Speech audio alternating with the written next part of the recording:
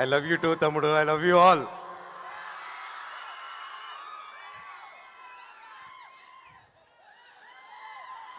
Hi, ఈడ కూడా ఉన్నారా? సూపర్. I love you. పక్కనే అద్భుతమైన సముద్రం, beach. Wow, full moon light, వెన్నెల. ఎంత హ్యాపీ. ఈరోజు మా ప్రీ రిలీజ్ ఈవెంట్ ఇక్కడ జరుపుకుంటున్నామంటే అది నాకు పర్సనలీ చాలా ఎమోషనల్గా ఉంది. ముఖ్యంగా ఇక్కడ విచ్చేసిన పెద్దలందరికీ నమస్కారం. నా కోసం వచ్చిన ప్రతి ఒక్కరు, ఎక్కడెక్కడి నుంచో చుట్టుపక్కల నుంచి వచ్చిన ప్రతి ఒక్కరు ఒక వీడియో పెట్టగానే ఇంత ప్రేమగా వచ్చి ఊరంతా ఇంత పరదాలు కప్పినట్టు కప్పి నన్ను ఇంత బాగా ఆహ్వానం పలికిన ప్రతి ఒక్కరికి మీ పాదాలకి వందనం. థ్యాంక్ యూ తమ్ముళ్ళు, థ్యాంక్ యూ అన్నయ్యలు.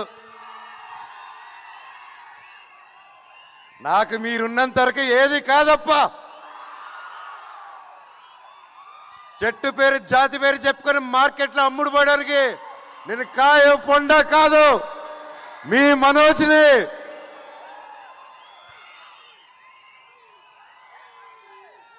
వైజాగ్ అంటే అది వేరే లెవెల్ లవ్ అబ్బా. నాకు నా ఫస్ట్ సినిమా దొంగది. మొత్తం ఈ వైజాగ్ ఇదిగో ఈ బీచ్ రోడ్డులోని ఈ వీధుల్లోనే తీసా.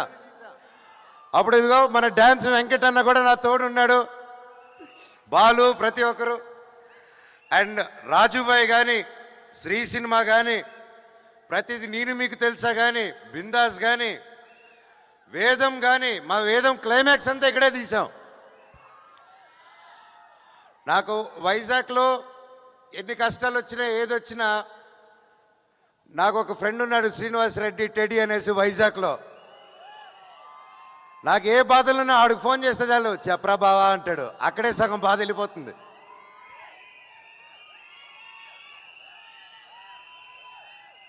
నేను ఇన్ని సంవత్సరాల తర్వాత లైక్ సినిమా మీకు తెలిసిందే, ఎన్నో సినిమాలు చేశాను, మీకు నచ్చే సినిమాలు చేశాను. కొన్ని ఆడాయి, కొన్ని ఆడలేదు.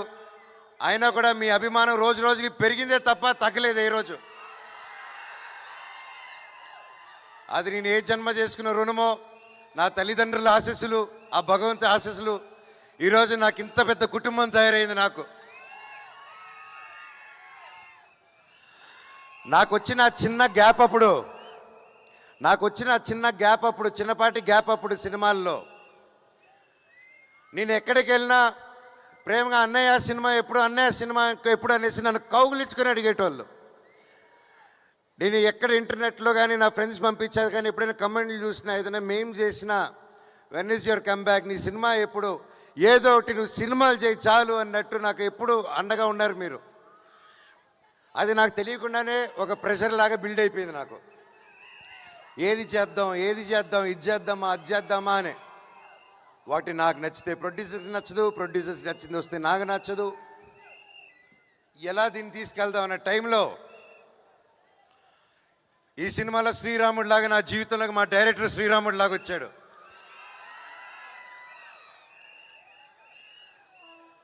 వచ్చి కథ చెప్పిన వెంటనే ఆయన కాలు మీద పడాలనిపించింది. కాకపోతే ఆయన వయసులో చిన్నాడు, గట్టిగా కౌలు ఇచ్చుకొని, సార్ ఎలాగ ఆలోచించారు ఇంత గొప్ప script. I was really happy.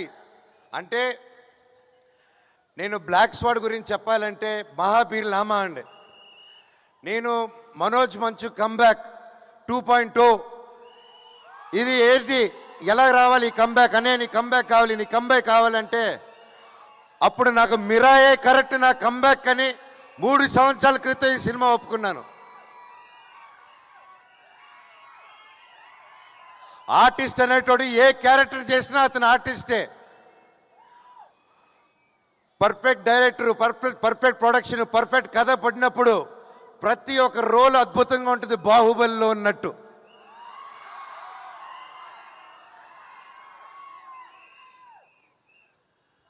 Director గారు ఈరోజు రాలేదు ఇక్కడికి. నిజంగా చెప్పాలంటే మేమందరం, నేను, తేజ గారు, కాస్ట్ అండ్ క్రూ, ప్రతి ఒక్కరూ మా డైరెక్టర్ నెత్తి మీద పెట్టుకొని పూజించాలండి. ఈరోజు ఆయన మేము సెలబ్రేట్ చేయాలి. మా డైరెక్టర్ గారి కోసం ఒక్కసారి ఒక గోల పుట్టించండి. బ్రదర్స్,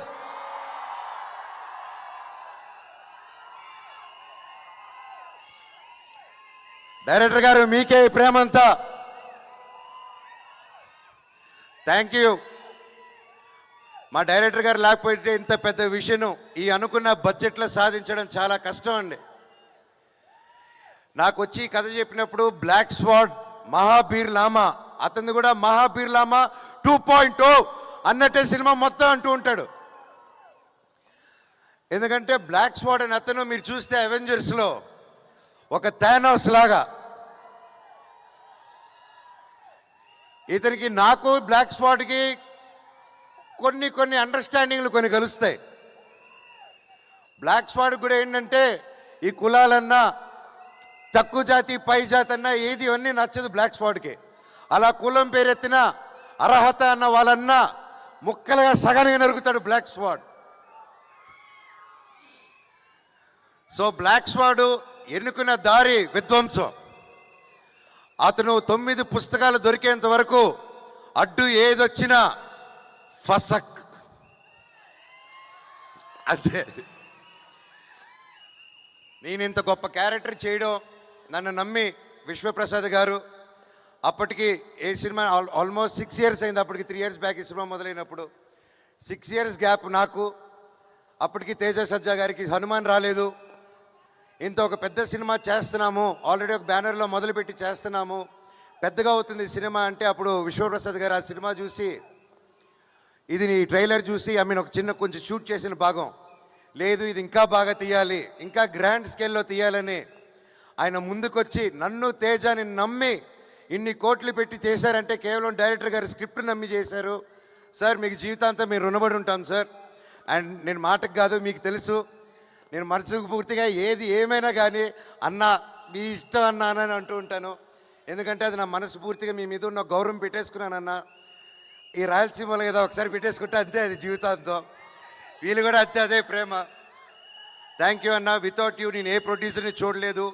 3 సంవత్సరాల పాటు టకటకాని ఇంట్రెస్ట్లు పడతాయి, అన్నీ పడతాయి. ఒక సెట్ వర్షంలో నానిపోయిందండి. ఒక సెట్ని 1.5 year కాపాడుకొని వర్షంలో తడిచి అది కింద పడిపోయినా మళ్ళీ 1.5 year తర్వాత సెట్ వేసి మళ్ళీ షూట్ చేశారు ఆయన.